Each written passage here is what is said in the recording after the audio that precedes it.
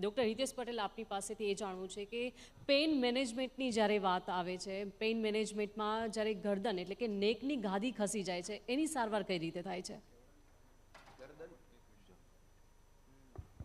ગરદનની ગાદી જ્યારે ખસી જાય અને જો આપણે દર્દીને એમ કહીએ કે તમારા ગરદનમાં ગાદી ખસી ગઈ છે અને એમાં કંઈક સારવારની જરૂર છે, તો દર્દીના સગાવાલાના બધાના હોશકોશ ઉડી જાય છે કે કમરમાં થોડું વધારે કોમન છે, ગરદન રેર છે. ગરદનની અંદર જો કંઈ પણ ઇન્જરી થાય તો દર્દીને કે દર્દીના ફેમિલીને આખી જિંદગી ભોગવવાનું થાય છે. એટલે કે ગરદનની ગાદી ખસી જવી એ વધારે કોમ્પ્લિકેટેડ, વધારે પ્રિસાઇઝ અને વધારે સ્કિલ માગી લેતી પ્રોસિજર છે. એ ગરદનમાં જ્યારે ગાદી ખસી જાય તો દર્દીને હાથમાં ઝંઝાટી આવે, ગરદનથી ચાલુ થઈ અને આંગળીઓ સુધી ઝંઝાટી આવે, ઘણી વખત હાથમાં વીકનેસ આવતી જાય, એવી બધી તકલીફ થતી હોય છે. તો એ ખસી ગયેલી ગાદીની અંદર અમે એકદમ હાઈ ડેફિનેશનથી પણ આગળ જઈ અને ફ્લેટ પેનલ એક્સરે મશીન લીધા છે અથવા સીઆમ મશીન લીધા છે, જેની અંદરથી અમે પ્રિસાઇઝલી એમઆરઆઈમાં જે જગ્યાએ ગાદી ખસી ગઈ હોય એ જ જગ્યાએ અમે શોધી શકીએ ઓછા ઇન્સિઝનથી. એટલે કે અગેન એન્ડોસ્કોપી જેવી પ્રોસિજર વડે ગરદનમાં જે ગાદી ખસી છે એના ટુકડાને દૂર કરી શકીએ અને નસ ઉપરનું દબાણ, નસને કોઈપણ જાતની ઇન્જરી વગર દૂર કરી શકાય.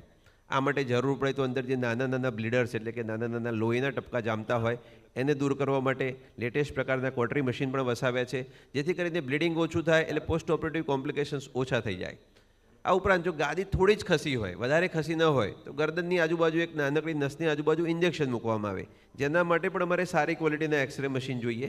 એટલે એ એક્સરે મશીનમાં કે લાઈવ એક્સરે મશીનમાં જોઈ અને નસની આજુબાજુ ઇન્જેક્શન મૂકી શકીએ, જેનાથી ત્યાં દબાણ ઓછું થાય એટલે એમને દુખાવો કે હાથની ઝંઝાટી એ બધું બંધ થઈ જાય છે.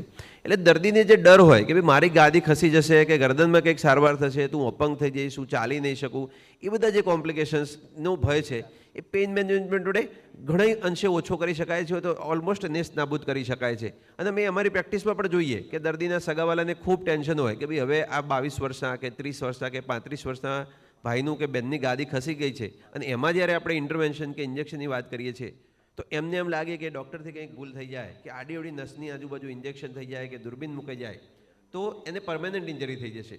પણ એવું કંઈ થવાના ચાન્સીસ જ આ લેટેસ્ટ ટેકનોલોજી આપણને એમ જ લાગે કે આપણે લાઈવ એ પ્રોસિજર જોઈ રહ્યા છે, અંદર જઈને આપણે જાણે જોતા હોઈએ એટલું બધું આપણને બારીકાઈથી વિઝન મળે છે અને એવી રીતે સારવાર કરીએ છીએ.